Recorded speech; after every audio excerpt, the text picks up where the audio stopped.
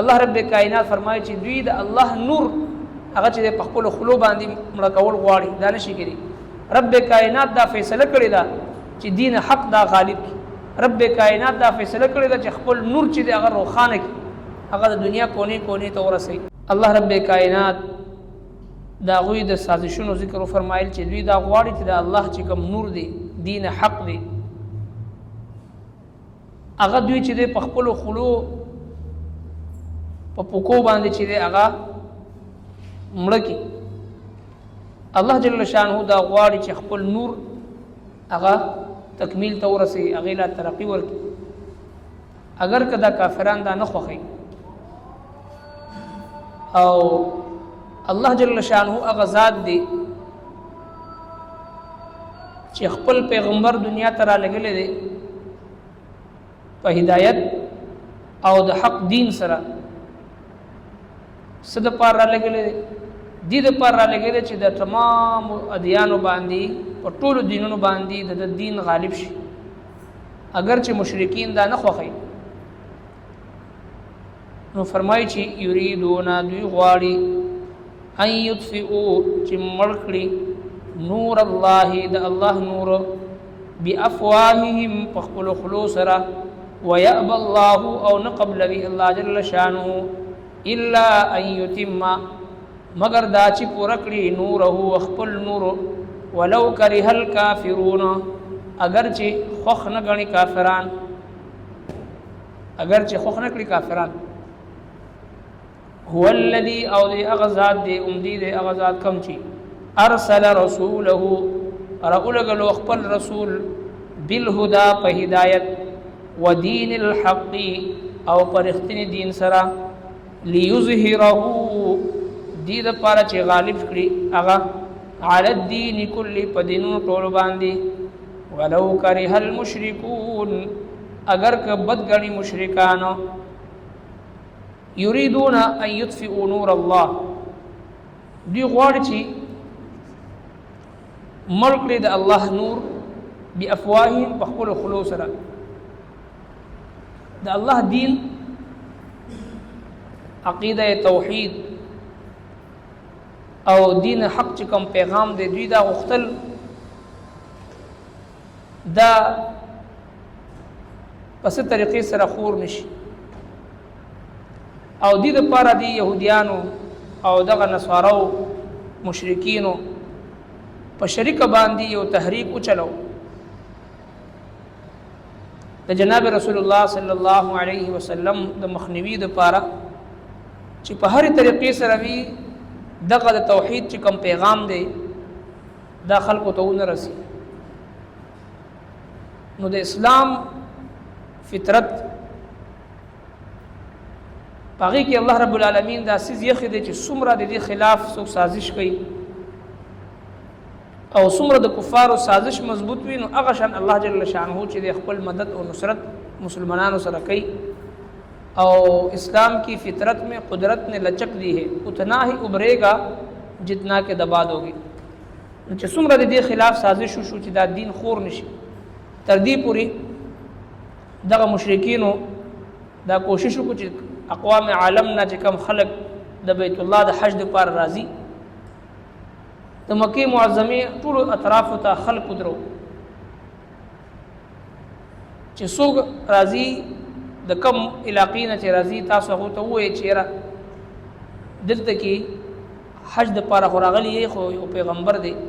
د نبوت دعوا کوي او نور ادیانو ته غلط وي خپل دین ته برحق وي او داسي سحر او جادو ور سره د چې څوک یو ځلی ووري نو هغه داغه نه متاثر کیږي او خپل مذهب پرې دی او داغه دین اختیاري. تاسو چرته چې داغه نه متاثر نشي نو لہذا چې یو کس برار نه وته مکی معظمه ته دوی وداغوی په غوګونو کې ودا شي اچو نو فطرتن داغوی په ځل کې یو تجسس پیدا شو چې اسیم دومره لري نه راغلي حج دی وکړو راشه یو نظر وګوره دوی کم کس چې یادې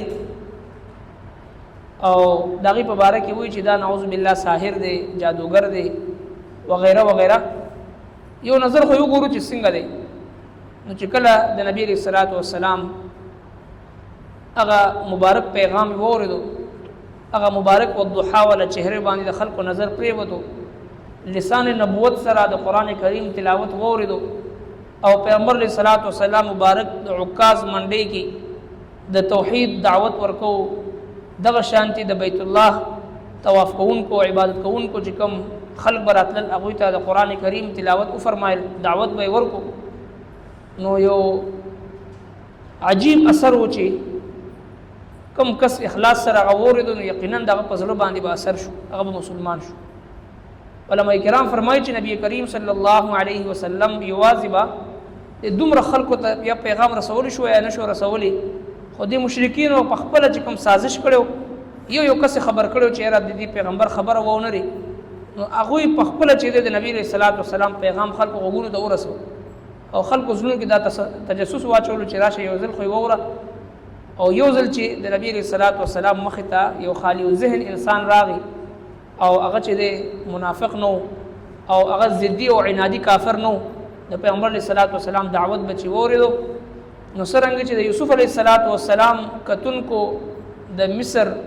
چې کوم دوشیزوي د مصر چې کوم حسینی او خیسته زنانوي هغه د یوسف علیه السلام د حسن په قتل سره خپل ګوتی کټ کړی خو ایمان را نوړو رب کائنات خپل محبوب پیغمبر ته داسې حسن جمال ورکړو چې کوم ضدي او عنادي کافر نو او عام خالی ذهن کافرو د پیغمبر علیه السلام مبارک چهره چې وکړو لسان نبوت نه دغه مبارک کلام به چې وریدو نو صرف ګوتی به نه پرې کو بلکې ایمان به وروړو اول او بیا به خپل سرونه قربانو په نبی صلی الله علیه وسلم باندې به سرونه شیندل دا د نبی صلی الله علیه وسلم هغه کمالات او معجزه و نو لہذا دی يهوديان او نصارو چونکه دا یو ضدي او عنادي کافرانو چې باوجود د دینه چې دوی د نبی صلی الله علیه وسلم حقانیت په خپل کتابونو باندې خپل کتابونو کې کتلو د نبی کریم صلی الله علیه وسلم معجزات علامات او د نبی صلی الله علیه وسلم د تشریف اوري هغه پیشنګوئی هغه هر څه هغه لیدل کتل او دغه باوجود صرف او صرف ضد او عناد په بنیاد باندې دوی مخالفت کو الله رب کائنات فرمایي چې دوی د الله نور هغه چې په خپل خلو باندې مړ کول غواړي دا نشي کېږي رب کائنات دا فیصله کړی دا چې دین حق دا غالب کی رب کائنات دا فیصله کړی دا چې خپل نور چې هغه روخانه کی هغه د دنیا کونی کونی ته ورسي او مغه شو دا هغه سازشونه نامراد شو ناکام شو او نبی کریم صلی الله علیه وسلم هغه پیغام د دنیا هر ګټ ته هر کچاو په خور ته او هر عرب او عجم ته د نبی صلی الله علیه وسلم هغه دین حق چې دی هغه ورسېدو یریدون دی غواړي ان یطفئوا چې مړکړي نور الله نور د الله نور بافواههم بخل خلوصنا ويأبى الله ونقبل بي الله جل شانه الا مگر دا ان يتم نوره چې پوره کړي خپل نور ولو کرها الكافرون اگر که خوخ نه غني کافران ربنا آتنا في الدنيا حسنة وفي الآخرة حسنة وقنا عذاب النار ربنا تقبل منا إنك أنت السميع العليم وتب علينا إنك أنت التواب الرحيم صلى الله تعالى على خير خلقه محمد وعلى آله وأصحابه أجمعين